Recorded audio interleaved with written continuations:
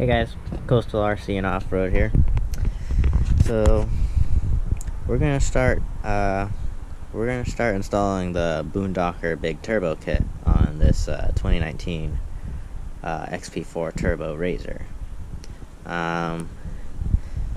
First thing you're gonna want to do, you're gonna want to lubricate all the bolts that you think you might need to take off to get the turbo installed. I've already started. I've actually already pulled off the heat shield right here that covers the back side of this exhaust, and there's 4 that hold this one that covers this one on. There's 2 that hold this plate right here. I already got them loose. One right there, one right here on the top. This one right here, it's hard to see, but there's one right here, and it goes down into the turbo. I don't know if you can see, really, it's hard to see, but this other heat shield kind of covers that side of it, so I haven't gotten to the back of this. But there's 2 more up top, and there's 1 more down in here. You do have to take this like this engine cover from the top side off, and you will have to take this one off too, I believe. There's a compartment right there, a little trap door. You'll pull the seats out and you'll be able to see it. You'll be taking that out too, so that you can access the manifold bolts and the turbo bracket, which is right here. The bolts to that, you can see one of them's right here, and right here, and right here. That's the same thing on the other side. I'll walk over there and show you.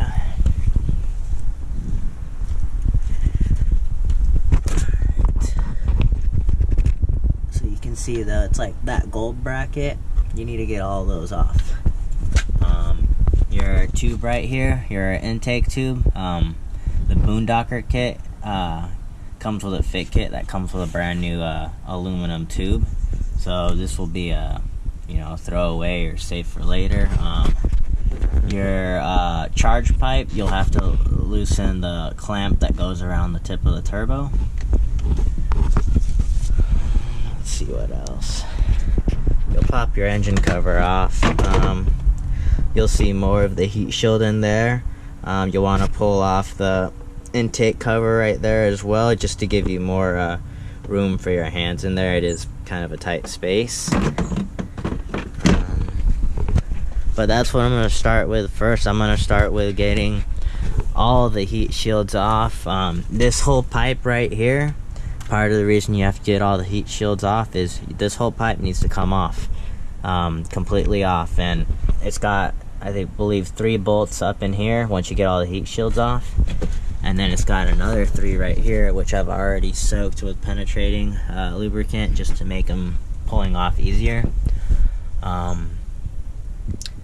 So I'll let you guys know once I get all of those off, and let you know kind of how it went, if there were any tricks or tips or something that might help you do this yourself. I'm using all just normal hand tools for this. I'm not a shop or anything, so I'm just your average guy with a little bit of mechanical know-how. So anybody, the goal of this is to prove that anybody can install this. You don't have to take it somewhere to have it done.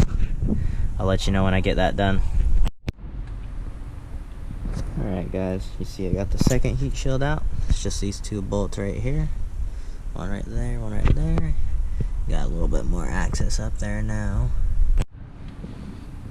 Alright, so we're working on getting this top engine cover off right now. You're gonna get these 2 bolts right here. They have a 10mm nut on the bottom side, so you're going to need a wrench or something to get underneath to hold that nut in place while you unscrew the top. I'll show you guys what it looks like once I pop it out. Just got to make sure that there isn't anything else holding it on. Alright, so here's that top cover out. Like I said, you got the 2 nuts right here. You got that one top one over here, which I believe it just butts up against that side where that other shield was. I don't think anything actually goes in that because I didn't take anything out of there. Then you got these two right here. These are plastic little rivets. Pull the center out and pop the bottom out. I used this special like upholstery tool. It made it a lot easier. And then to get that heat shield out, it's flexible and it bends, and so I kind of had to pull it out down through here, kind of get it in here sideways and then yank it out. You will have to bend it up some just to wiggle it out there because it's tight space. But next I'm going to be working on, you got two more bolts, I think it is, yeah, one right here, two more right there, to get those top heat shields off of the top of the turbo. I'll let you know how that goes once I get them off, and I'll show you what they look like. Alright, so the next piece I got off was that, it's almost like that secondary like turbo blanket piece. It was sitting up in here like that. It's just got one bolt on the top, one on the side, little 10mm ones. I haven't run into anything other than 10mm so far, so my next step is to get that second piece that kind of goes with this one that I just took off. It looks like it's just those two right there, and there is one on the very back side, it looks like, too. Actually, no, that one's already off because it's held in by the one I just took off, so no, just the two right there. Then I should be able to get to these two right here, and I believe that's all the exhaust heat shielding. Alright, so we got the top shield off. You saw that back one that had already been taken out previously with the other heat shield that was on top of this. Then you just had the two right here, two 10mm ones. They sit right down here on top of the manifold. Popped out very easily. I do now have a viewpoint of this bolt right here, which I believe is the last one. One more on the other side, so one right here, one on the other side exactly, and then that one I had already taken out right over here, and that'll pop that two-piece heat shield off of the I guess you would call it the downpipe, off the turbo, and that'll give me access to the bolts right here. And then the other three on the other end, I'll be able to completely remove that downpipe. Alright guys, so I got it off. It was that one right there, one right here. I thought it was just that one right there, but there was actually one hidden on the back side. So there's four 10mm bolts. Now you've got access to that elbow right there. There is one more heat shield underneath the manifold. I'm gonna pop that one off, and that is the last heat shield. Now I've got access to the turbo, the downpipe, and I've got to get that downpipe out now. Alright, so we got one of the last heat shields off on the turbo. This one sits right underneath the header like this. It's got 3 bolts. 1, 2, 3. They're pretty easy to get to. It looks kind of, I mean, you could imagine what it is like actually in there, but it kind of is underneath the turbo. You can slide it out from the bottom. Next, I will be getting this big one right here off. It looks like it's just 3 plastic rivets that hold it in place. I will then start pulling this downpipe off. 3 Allen key heads. Kind of hard to see right there. Or actually, there's 4. 4 right there. 3 bolts back here. I already pulled those 3 off. They're a 13mm on those. The Allen key heads for the turbo side, I believe those are a number 6 Allen key head, and I'll let you know when I get that plate off right there, and I can start working on that downpipe. Alright, we got that one out. like I said, just the 4 plastic screws.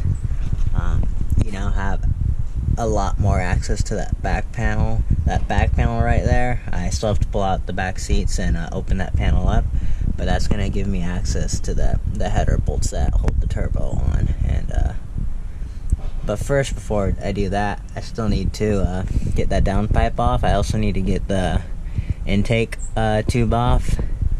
I'll let you guys know what you need to do when you get to that. First, I'm going to work on the downpipe with those Allen key head bolts. Once I get those off, this downpipe will come off. Alright guys, there's the downpipe. You can see the 3 right there. 4 over here. One of these actually snapped inside the turbo exhaust side. That's fine. Not going to be using the stock turbo anyways. I probably will get the rest of that out just in case I need this turbo as a spare. But you can see in here, there it is. I still need to get the intake off, and then I'll be able to get this manifold off, get the turbo off. This is the breaker bar that I used. It's a 24-inch breaker bar with a 6mm tip on there. A conventional Allen key, not gonna work for you. Where are they? I did have both of these extensions put together just so I could be out here to turn those, because otherwise those are really on there. I mean, you can see the one snapped, so you really need some leverage to get those off. But you know, one step closer. Some of you are probably wondering what's that coming off my downpipe. That's actually an exhaust cutout that was put on there. I can make the razor really loud if I want, or stock if I choose with a remote. Kind of nice thing to have. Not related to any of this, but just in case you were wondering. I guess the next thing to do would be to get the intake tube off. You can see there's a clamp right there at the box. You got this clamp right here. You have to pretty much cut that off. Another clamp at the turbo. And then you've got this plug right here that just unplugs. So get those off. Some of you, if you have the stock blow-off valve, you're going to have a tube right here. This is a plug because I have a blow-off valve on mine. So I don't have to do that again. But that'll be the next step here. Alright, so we just got the tube off. Upper clamp, lower clamp. That clamp that you kind of have to pry off with a flathead. My cap. And this sensor that you unplug, that gets it completely off. Over here, I'll show you what it looks like with it off. There it is. You now have full access to this side of the turbo. Next step is going to be to pop that compartment out over there. Start unbolting the manifold. Alright guys, so my next step here, you see I got my compartment over there already. I need to get the oil feed line up at the top. What's that? You can kind of see it. And then I need to get the bottom one. The bottom one is just a clamp that you pull off. The top one is like probably a 14mm. I guess I'll find out when I get there. Get those off. Next step after that, I noticed my the big bracket that holds supposed to mount the turbo or kind of support it. Mine's not even hooked up, so I'm kind of debating whether or not I should try to remove that completely, or if the turbo will come out without unbolting it down there at the bottom. So I'll let you guys know what I do when I get there, but first I'm going to get those feed lines unhooked. There's that top feed line. It's a 13mm. Popped it off. Really easy. Now we're going to try to get the bottom. As I mentioned, you do need to unbolt this right here. The vacuum lines that run to the turbo to this. I think this is like a boost controller or something. One 10mm bolt is kind of sits up in here like this. Once you get it off like that, there's that plug right there. You should be able to just unplug it from there, and it'll pop off and it'll be loose, still attached to the turbo. And then you can put it on the new turbo once you have this one off. Alright, just gonna take a quick breather to show you guys. So I have the turbo bracket off. I just need to get it out of there. There's a little bolt holding that oil feed line to start it. Just gotta unbolt that. That way I can take the bracket away from the line. The two bolts you're looking for are those two, the very top one and then the right one. It's the opposite on the other side. It's a bolt and a nut. So the nut is on the outside, the bolt end on the inside. It's kind of a pain to do, but it's doable. So I'm gonna bolt that line, I'm gonna pull the whole bracket out, and that only leaves me with the two Allen head tipped bolts holding the manifold on. I've already got the 4 nuts off. Once I do that, the turbo will be free and it'll come off. Alright guys, there you see it. Stock one out now. Once I got those two bottom Allen key bolts, these ones right here, which by the way, the one on the passenger side, nearly impossible to get out. Just the angles and stuff make it very difficult. I'm probably gonna buy some sort of flexible joint of some kind just so that I can try to get the bit in there to make sure it's tight when I go to put it back together, because it's hard. You know, get a look at it all around. Nothing really special. You can see there's that one bolt right there that I had broke in there. No biggie. I'll go grab the boondocker kit and show you what that looks like. Alright guys, so here we got the intake pipe with the new couplings, fittings, you know, what you need. Here is the gaskets, and it looks like they got new bolts for the turbo mounting stuff. And here is the turbo itself. Boondocker unit. Let's see a side-by-side comparison. That one right there. So obviously you can see there's a good size difference there. I expect to see good things from this. I want to see some good power out of this, and eventually some E85 running through it to get the most out of it. But right now I'm just going to set up everything for me to start putting it back together. Get my gaskets ready, get this turbo cleaned up, get my vacuum line switched over, and well, guess I'll let you guys know when I have it mounted, and I'll go from there. Start putting everything back together, show you guys the reassembly.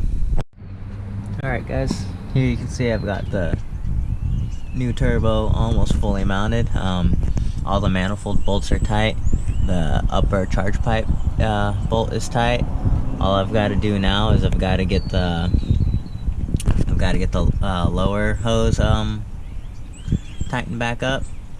Just move the clamp back up on it. I've got to get the turbo bracket, the big bracket that comes up and is supposed to hold the turbo. I'm missing the bolts for it for some reason. And then I'm gonna throw the oil feed line on. I've already got the boost control. I think that's what it is over there. You can kind of see it right there. I've already got that put back on. I'll show you guys what it looks like from the other side. It looks pretty nice.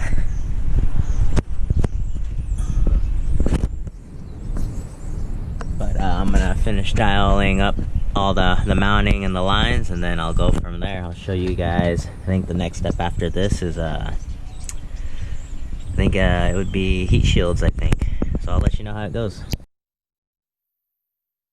So next, what we're gonna do, I got the big bracket bolted back on, and my next step for me is going to be to get the intake elbow put back on.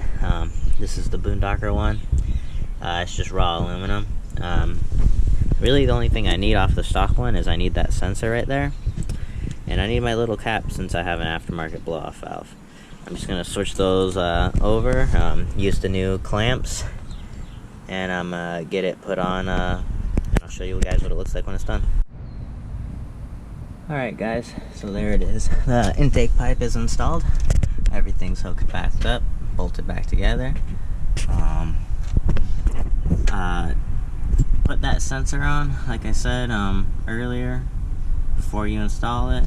I would recommend putting the boot that goes on the turbo and the boot that goes to the airbox on first with your, leave your clamps very loose on the pipe. It is pretty difficult to get them on otherwise. That made it a lot easier for me opposed to having the boots already on the pipe and trying to get it on.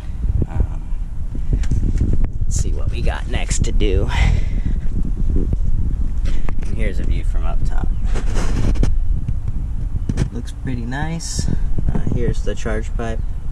You know, I kind of wish they would have gave me an option to have the intake pipe powder coated. When you buy the fit kit for this turbo, with the turbo, it does not give you an option to have that, you know, powder coated.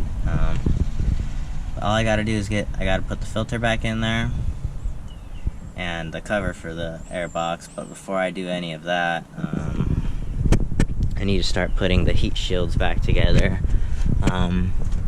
You know, the heat shields that go on top of the motor and on this wall right here, you know, pretty much just go in exact reverse order of where you went. Once you get all the heat shields that go on the turbo itself, the top of the motor, and the firewall back on, then I can get the down pipe and we'll start putting that together. We're almost done. Yeah, let's get to it. Alright, so we got our manifold heat shields on right there, top one and bottom one. My next step is going to be, by the way, I got that one on too. My next step is going to be putting the down pipe on.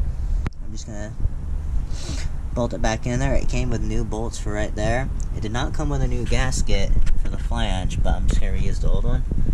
I have my reuse the nuts that were on that end. After that, I can put in this heat shield right here. Then I'm gonna throw the engine one that goes on the very top, and then I've got the elbow for the downpipe heat shield, the long part on the side of the heat shield, and then this one right here, which sits up kind of flat up against here. And I mean, after I do that, you know, just make sure everything is the way it's supposed to be, and we're just about ready for a fire up. Alright, so everything is bolted back on. We got the downpipe back on, everything connected back together. Everything all buttoned up in there.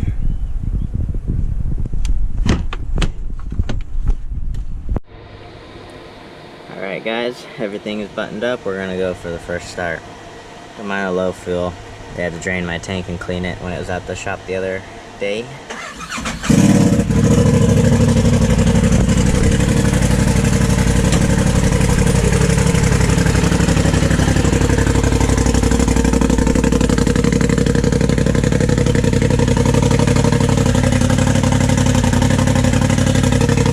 Hasn't been started in a few days. Got the exhaust valve open.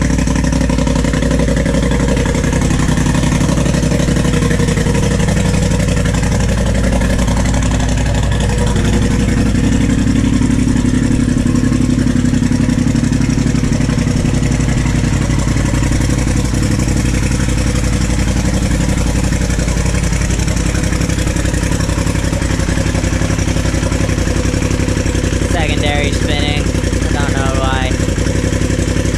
You'll see a lot of a little bit of smoke and stuff coming off the turbo. It's just oil and stuff getting burnt off.